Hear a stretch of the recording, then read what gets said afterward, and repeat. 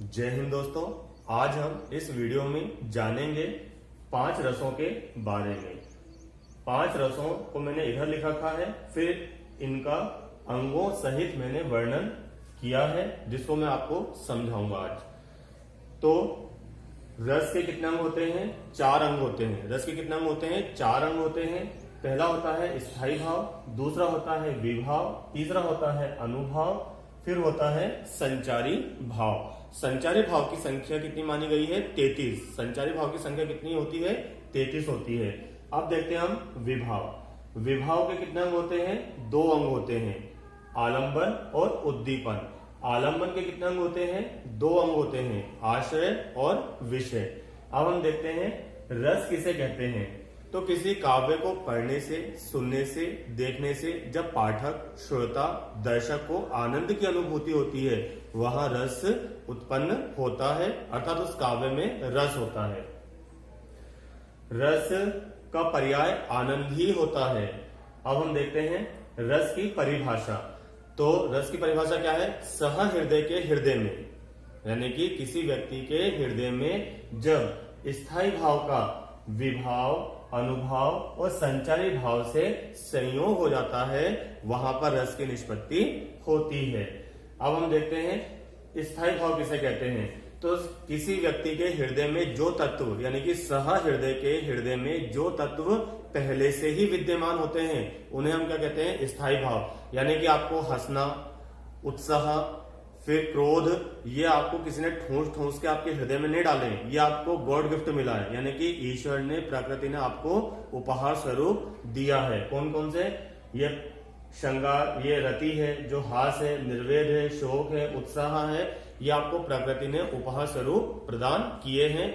ना कि आपको आंखें फाड़ फाड़ कर किसी ने रोना सिखाया, या आपके गाल खींच खींच कर किसी ने हंसना सिखाया, नहीं कराना ऐसा। तो ये आप की ही प्रकृति है, यानी कि ईश्वर ने आपको प्रदान किया है, तो उसे हम कहते हैं स्थायी भाव। अब हम जानेंगे विभाव किसे कहते हैं। तो स्थायी भाव के उत्पन्न होने के कारण को हम कहते हैं विभाव। यानी कि स्थायी भाव कब तक उत्पन्न नहीं होगा? जब तक कोई विभाव, कोई कारण ना आ जाए, जब तक स्थायी भाव हमारे हृदय में नहीं आता है। ये 10 स्थायी भाव हमारे हृदय में चुपचाप पड़े होते हैं, लेकिन जैसे कोई कारण होता है तो ये उछलकर हमारे शरीर की बनावट में आ जाते हैं, तो उसे हम विभाव कहते हैं। विभाव के 2 अंग होते हैं, आलंबन और उद्दीपन। आपने पढ़ा होगा मैथ्स में लंब। तो लंब कैसा होता है? ऐसा होता है लंब, या फिर ऐसा होता है, तो इस प्रकार होता है लंब। तो जिसकी तरफ रस उत्पन्न होता है, बढ़ता जाता है, उसे हम क्या कहते हैं? आलंबन। उद्दीपन। उद्दीपन किसे कहते हैं हम? भावों को बढ़ाने वाली क्रिया को हम क्या कहते हैं? उद्दीपन। भावों को बढ़ाने वाली क्रिया को हम क्या कहेंगे? उद्दीपन कहते हैं। जैसे कि हमने दूध लिया, रात में क्या लिया? हमने दूध लिया। अब दूध की क्रियाओं को हमें उद्दीपन करना है, तो हम उसमें हल्का सा क्या डालेंगे? जामुन डालेंगे, यानी कि थोड़ा सा जमाने के लिए दही डालेंगे, और जब सुबह देखेंगे तो वो फूला हुआ प्रतीत होगा, यानी कि उसकी क्रियाएं क्या हो गई? उद्दीप्त हो गई है। ठीक है। इसी प्रकार हम जलेबी बना रहे हैं, तो जलेबी में हमने वो मैदा घोल के रख दिया। अब मैदे की क्रियाएं हमको उद्दीप्त करनी है, यानी कि उसे और बढ़ाना है, तो हम क्या करेंगे? उसमें थोड़ा सा दही डालेंगे, और जब सुबह देखेंगे तो हमें वो जो पात्र था वो लबालब मैदा से भरा हुआ दिखाई देगा, यानी कि जामन ने, दही ने क्रिया को क्या कर दिया? उद्दीप्त कर दिया। ठीक है। अब हम देखते हैं अनुभाव। अनुभाव किसे कहते हैं? किसी रस को ग्रहण करने के बाद जो हमारे शरीर की बनावट होती है, यानी कि किसी रस को आपने ग्रहण किया, फिर उसको ग्रहण करने के बाद आपके शरीर की जो बनावट होती है, जैसे हम क्या करते हैं? हंसते हैं, यानी कि हास्य रस जब ग्रहण करेंगे तो हमारे चेहरे की मुस्कुराहट यूं हो जाएगी, इस प्रकार। जब करुण रस में जाएंगे तो हमारी आंखों से आंसू झरेंगे और हमारे चेहरा यूं हो जाएगा। ठीक है। और जब हम उत्साह में जाते हैं तो हम इस प्रकार उत्साह से जाएंगे, यानी कि उत्साह में चलते हैं। तो ये हमारे शरीर की क्या होती है? अलग अलग बनावट होती है रस को ग्रहण करने के पश्चात। तो ये होते हैं अनुभाव। संचारी भाव क्या होता है? तो संचारी भाव ये अस्थिर मनोविकार होते हैं, ये पल भर के लिए आते हैं और पल भर के लिए चले जाते हैं। ठीक है। संचारी भाव क्या होते हैं? संचारी भाव ये मानव मस्तिष्क में उत्पन्न होने वाले अस्थिर मनोविकार होते हैं। ये पानी के बुलबुले की भांति होते हैं जो पल भर में आते हैं और पल भर में फूट जाते हैं। लेकिन ये कहना गलत नहीं होगा कि संचारी भाव ही रस को आगे बढ़ाने में सहायक होते हैं। ठीक है, तो अब हम देखते हैं यहाँ पर सबसे पहले रस। तो पहला रस है हमारे पास, कौन सा रस है? श्रृंगार रस। क्या है? श्रृंगार रस। श्रृंगार रस का स्थायी भाव होता है रति। रति को हम कहते हैं प्रेम। श्रृंगार रस का स्थायी भाव क्या होता है? रति। रति को हम प्रेम भी कहते हैं। श्रृंगार रस के दो भेद होते हैं, एक तो होता है संयोग जिसमें नायक नायिका का मिलन होता है, और एक होता है वियोग जिसमें नायक और नायिका के बिछड़न का वर्णन होता है। जैसे राम और सीता, राम और सीता जब मिलते हैं तो कौन सा रस हुआ? संयोग श्रृंगार रस। राम और सीता जब बिछड़ जाते हैं तो कौन सा रस हुआ? वियोग श्रृंगार रस। ठीक है, तो स्थायी भाव क्या है इसका? रति है। रति मतलब जो हमारे अंदर प्रेम जगाती है। आलंबन। अब हम देखते हैं आलंबन, यानी कि ये रस किसके कारण बढ़ता जाता है? बढ़ता जाता है तो नायक नायिका प्रेमी प्रेम पत्र, यानी कि इसके कारण ये रस आगे बढ़ता है। यानी कि नायक के हृदय में आएगा या फिर नायिका के हृदय में आएगा। अब उद्दीपन, यानी कि नायक नायिका के हृदय में जो उद्दीपन है, यानी कि ये रस को कैसे बढ़ाएगा? ठीक है, जो उद्दीपन है वो रस को क्या करता है? बढ़ाता है। तो ऐसे कौन कौन से विचार आ रहे हैं उनके मस्तिष्क में, उनके हृदय में, कि ये श्रृंगार रस और ज्यादा आगे बढ़ रहा है? तो देखते हैं हम उद्दीपन। सुंदर प्राकृतिक दृश्य। तो जब सुंदर प्राकृतिक दृश्य देखते हैं तो नायक नायिका के अंदर प्रेम जगता है, या फिर जब नायक नायिका बिछड़ जाते हैं तो सुंदर दृश्य प्राकृतिक दृश्य को देखते हैं तो उन्हें याद आती है पुरानी बातें कि हम यहाँ पर मिला करते थे। आपने बॉलीवुड फिल्में भी देखी होंगी, तो जब नायक नायिका का मिलन होता है तो कहाँ होता है? बगीचे में, बाग में, वहां पर नाचते हैं, गाते हैं। और जब बिछड़ जाते हैं तब भी वो प्रकृति की ओर ही भागते हैं। फिर क्या है? संगीत। मधुर संगीत हमारे हृदय में प्रेम जगाता है। क्या जगाता है? प्रेम जगाता है। सुगंध, यानी कि नायक और नायिका के जो बाल हैं उनमें से जो सुगंध आती है, शरीर में से जो सुगंध आती है, वो हमारे हृदय में क्या करती है? प्रेम को जगाती है। यानी कि गजरे की महक, ठीक है, और इत्र की महक, ये सब हमारे अंदर प्रेम को जगाती है। एकांत स्थल, यानी कि एकांत स्थल में भी बहुत ज्यादा प्रेम की उत्पत्ति होती है, या फिर हमें हमारे प्रेमी की याद आती है। तो जब हम एकांत स्थल को देखते हैं तो वहां पर प्रेम की उत्पत्ति होती है, चाहे वो संयोग हो चाहे वो वियोग हो। फिर है वर्षा वसंत ऋतु, यानी कि वर्षा ऋतु में तो प्रेम की उत्पत्ति ही होती है। वर्षा ऋतु और वसंत ऋतु के ऊपर तो कई सारे कवियों ने अपनी कलम चलाई है। ठीक है, फिर है चांदनी। चंद्रमा की चांदनी में प्रेम, आहा, यानी कि आप कभी महसूस करना इसको। अब हम देखते हैं अनुभव। अनुभव क्या होता है? इसका अवलोकन। अवलोकन मतलब एक दूसरे को निहारना, एक दूसरे की आंखों में इस प्रकार देखना, झांकना, यानी कि ये क्या है? आपके अनुभव है। इसको हम क्या कर सकते हैं? शरीर की बनावट के द्वारा प्रदर्शित नहीं कर सकते, लेकिन ये हृदय में उत्पन्न होता है। बस इसमें तो क्या है? एक दूसरे की आंखों में यूं निहारना, यूं एक टक देखना, उसके रूप सौंदर्य को निहारना, बालों में हाथ फेरना, इस प्रकार ये अनुभव है। स्पर्श, एक दूसरे को स्पर्श करना, ठीक है, इस प्रकार। ठीक है, फिर क्या है? संचारी भाव। संचारी भाव, जब हम प्रेमी प्रेमिका का मिलन होता है तो अस्थिर मनोविकार कई प्रकार के आते हैं उनके अंदर, जैसे कि स्मृति, जब बिछड़न हो जाती है तो कई प्रकार की यादें आती हैं। लज्जा, जब मिलन होता है तो लज्जा, शर्माना, फिर एक दूसरे को देखना, फिर शर्माना, इस प्रकार के कई सारी प्रकार के, लेकिन ये थोड़ी देर के लिए होता है ये। फिर मोह, एकदम मोहित हो जाना। उत्कंठा, यानी कि उत्सुकता। हर्ष, यानी कि खुशी। रोमांच, यानी कि एक प्रकार का उत्साह ही समझ लो इसको, यानी कि जब एक नवविवाहित जोड़ा आपस में जब मिलता है या फिर अभी मिल नहीं पाया है तो कई प्रकार के उसके अंदर विचार आते हैं, वो कैसा होगा, वो कैसी होगी, ठीक है, ऐसा तो नहीं होगा, वैसा तो नहीं होगा, पता नहीं क्या होगा पहली रात को, इस प्रकार की बातें कई प्रकार की आती हैं। और जब वो बिछड़ जाते हैं तो एक एक रात उनको भारी पड़ती है। तो ये होता है श्रृंगार रस। फिर है आपका दूसरा हास्य रस। क्या है? हास्य रस। हास्य रस का स्थायी भाव है हास। क्या है स्थायी भाव? हास। आलंबन, हम देखते हैं आलंबन। आलंबन क्या है इसका? यानी कि कब उत्पन्न होगा रस, यानी कि आलंबन, यानी कि कौन बढ़ाता है रस को? विचित्र आकृति वाला मानव या वस्तु। यानी कि अभी हम कैसे बैठेंगे चुपचाप, लेकिन अभी जॉनी लीवर साहब का अगर हम कोई पिक्चर देख लें या डायलॉग सुन लें, जैसे अप्पा डप्पा चप्पा, तो क्या जाएगी? एकदम हंसी सी आ जाती है। यानी कि विचित्र आकृति वाला मानव या वस्तु को देखकर स्थायी भाव उत्पन्न होता है। फिर उद्दीपन क्या है इसमें? उद्दीपन यानी कि भावों को कौन बढ़ा रहा है? तो भावों को बढ़ाता है जोकर की या फिर ऊटपटांग व्यक्ति की बेतुकी बातें, किसी की वाणी, किसी की वेशभूषा, इनको देखकर हमें क्या आती है? अजीब सी हंसी आई जाती है। फिर क्या? चेष्टाएं, फालतू की चेष्टाएं, ठीक है, यानी कि ऊटपटांग वो चेष्टाएं करते हैं तो हमें क्या जाती है? हंसी सी आ जाती है।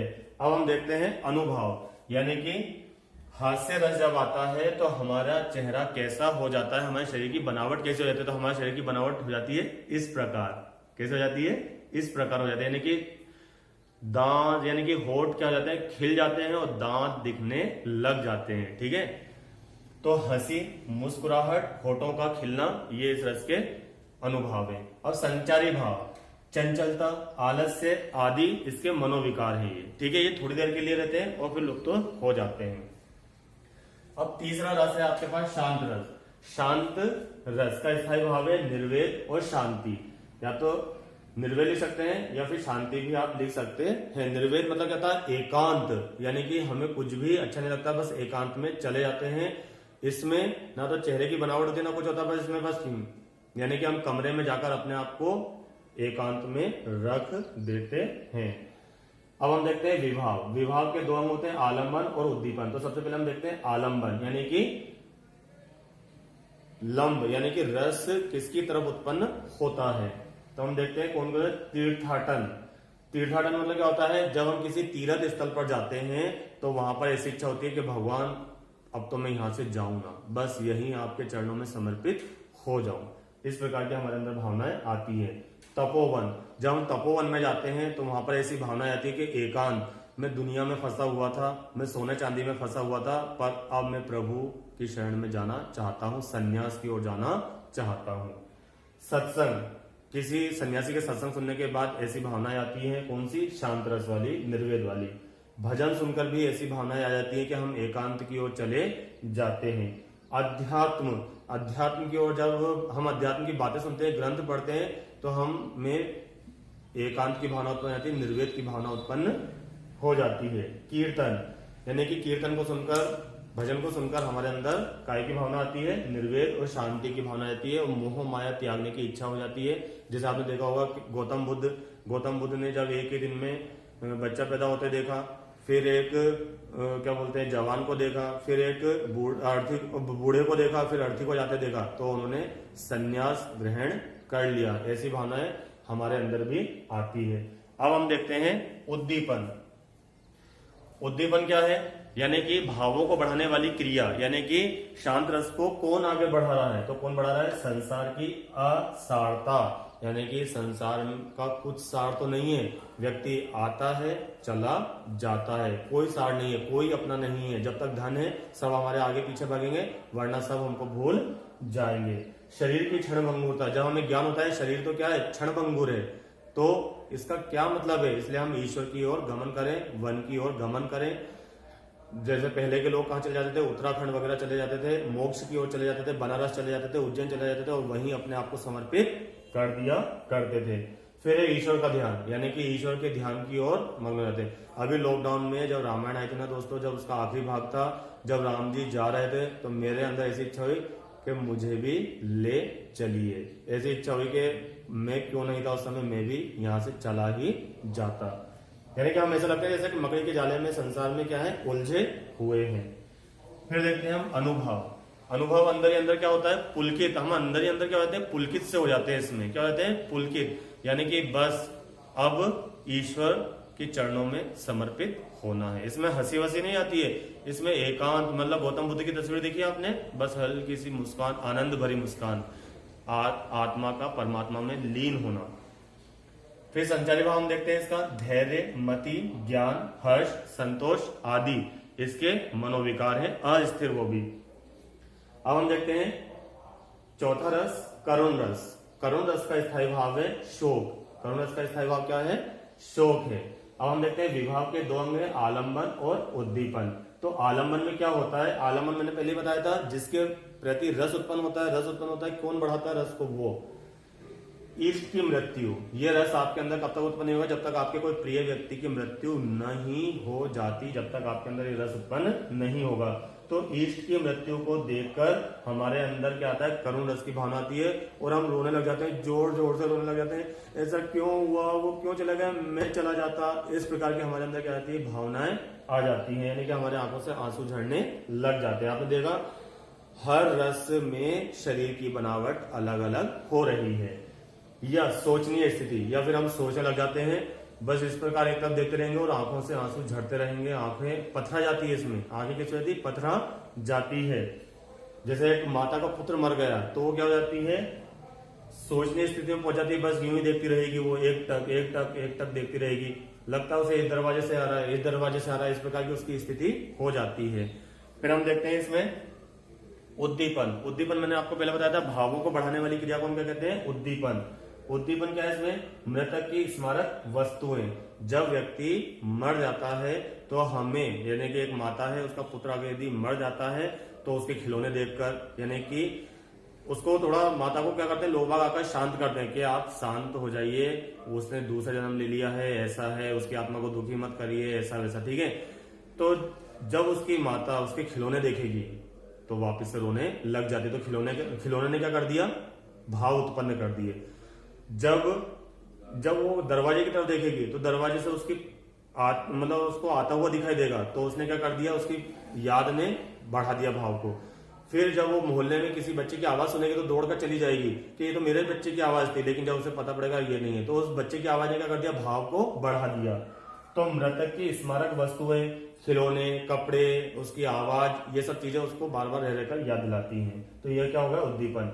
अंत्येष्टि, यानी कि उसकी राख को देखकर, उसकी अर्थी को देखकर हमारे अंदर कई प्रकार के भावनाएं उत्पन्न होती हैं। कैसी भावनाएं? करुण और शोक की भावनाएं उत्पन्न होती हैं।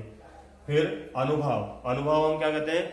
रोना, बिलखना, यानी कि इसमें हम रोने लग जाते हैं कि मेरा बेटा क्यों चला गया, कहाँ चला गया, मैं क्यों नहीं चली गई, मैं क्यों नहीं चला गया। इस प्रकार की हमारे अंदर कई सारी भावनाएं आती है और हमारा चेहरा यूं मुरझा जाता है बिल्कुल।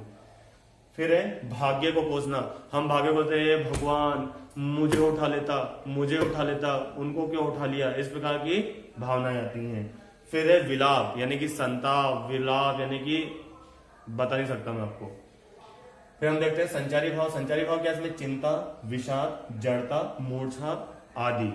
चिंता रहती है कि आगे क्या होगा, लेकिन थोड़ी देर में लुप्त हो जाती है। विषाद, जड़ता, मूर्छा, ये आते आते रहते हैं। अब हम देखते हैं पांचवा रस वीर रस। क्या होता है? वीर रस।